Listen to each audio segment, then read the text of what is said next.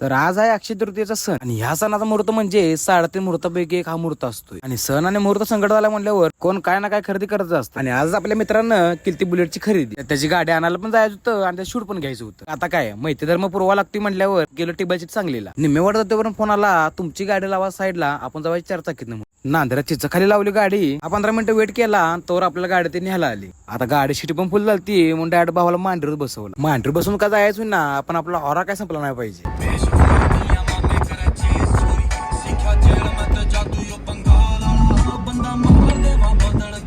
ही असली गाणी ऐकत मस्तपैकी आम्ही पोहोचलो शोरूमवर. आणि ह्या टायमाला मी आता पहिल्यांदा बुलेटच्या शोरूम मध्ये गेलो. नावाने शोरूम पण रॉयल होतं.